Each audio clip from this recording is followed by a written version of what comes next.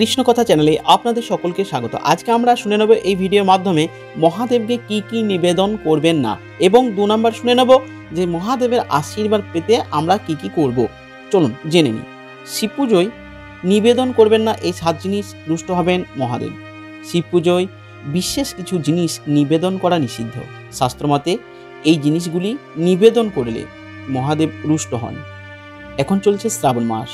এই সময়ে শিবের পুজোয় কোন কোন জিনিস নিবেদন করবেন না তা আমরা জেনে নেব। 1. সিন্দুর। শিবকে ভুলেও সিন্দুর নিবেদন করবেন না। শিবের আরাধনায় কুমকুম বা সিন্দুর ব্যবহার করবেন না। শিব আদিযোগী, তাই সোহাগের প্রতীক সিন্দুর নিবেদন করলে তিনি রুষ্ট হতে পারেন। 2. নারকেল। শিবের পুজোয় নারকেল নিবেদন করতে নেই। নারকেল মা লক্ষ্মীর স্বরূপ, তাই শিব পুজোয় এটি ব্যবহার না করার পরামর্শ দেওয়া হয়। তুলসী। শ্রাবণ মাসের পুজো ছাড়াও অন্য যে কোনো সময়ে শিব পুজোয় তুলসী পাতা ব্যবহার করবেন না। তুলসীকে লক্ষ্মী স্বরূপ বলে মনে করা হয়। ভোলানাথকে তুলসী নিবেদন করলে ক্ষতির সম্ভাবনা থাকে। 4. কেতকীর ফুল। কেতকীর ফুল শিবকে নিবেদন করতে নেই। শিবকে সাদা ফুল নিবেদন করা যায়। 5. শঙ্খ। শঙ্খচূড় নামক অসুর বধ করেছিলেন মহাদেব। শঙ্খকে সেই অসুরের প্রতীক বলে মনে করা হয়, তাই শিবের পুজোয় শঙ্খের ব্যবহার নিষিদ্ধ। এমনকি শিবকে শঙ্খের মাধ্যমে জল নিবেদন করা উচিত নয়। 6. বিষ্ণু শরীরের ময়লা থেকে তিলের উৎপত্তি, তাই শিবকে তিল নিবেদন করতে নেই। 7. ভাঙা চাল। শিবকে অক্ষত অর্থাৎ গোটা চাল নিবেদন করার প্রথা রয়েছে। ভাঙা চাল অপূর্ণ বা অশুদ্ধ হয়ে থাকে, তাই শিবকে এমন চাল নিবেদন করতে নেই। 8. হলুদের সঙ্গে বিষ্ণু ও সৌভাগ্যের সম্পর্ক বর্তমান, তাই শিবকে হলুদ নিবেদন করতে নেই। আসুন এবার আমরা জেনে নেব শ্রাবণে মহাদেবের আশীর্বাদ পেতে করতেই হবে এই 5টি কাজ। বাড়বে অর্থ সম্পত্তি, থাকবেন সাফল্যের শীর্ষে। শিবের প্রিয় শ্রাবণ মাসে কয়েকটি বিধি আচার মেনে চললে মহাদেবের কৃপায় জীবনে কোনো দুঃখ দুর্দশা থাকে না। শ্রাবণ মাস হিন্দু ধর্মাবলম্বীদের কাছে অত্যন্ত গুরুত্বপূর্ণ মাস। এই সময় তার আরাধনা করলে ও শিবলিঙ্গে জল ঢাললে মহাদেবের আশীর্বাদ পাওয়া যায়।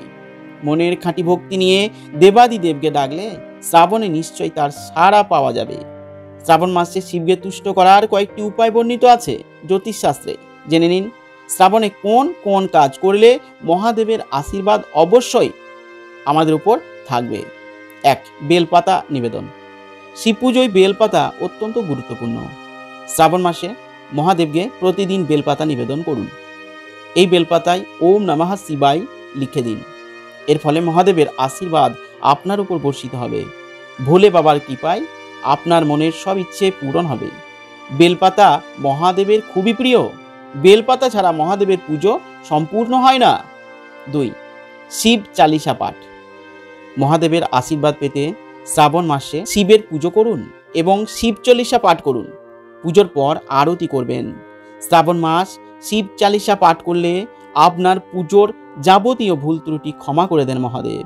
শিব শঙ্করের কৃপায় সব কাজেই সাফল্য পাবেন আপনি। জলাভিষেক। শাস্ত্রীয় বিশ্বাস অনুসারে শ্রাবণ মাসে প্রতিদিন গঙ্গা জল বা বিশুদ্ধ জল দিয়ে মহাদেবের জলাভিষেক করুন। শিবলিঙ্গে জল ঢালার সময় ওম নমঃ শিবায় মন্ত্র জপ করুন। এর ফলে শিবের কৃপায় আপনার জীবনে সব দুঃখ ঘুচে যাবে এবং আনন্দের সঙ্গে জীবন কাটাতে পারবেন আপনি। 4. সোমবারের উপবাস। মহাদেবের আশীর্বাদ লাভ করার আরও একটি উপায় হলো শ্রাবণ মাসে প্রতি সোমবার উপবাস রাখা। শ্রাবণ সোমবারগুলিতে উপবাস রাখলে আপনার মনের সব ইচ্ছে পূরণ হবে। শ্রাবণে যারা উপবাস রাখেন তাদের কোনো দুঃখ কষ্ট স্পর্শ করতে পারে না।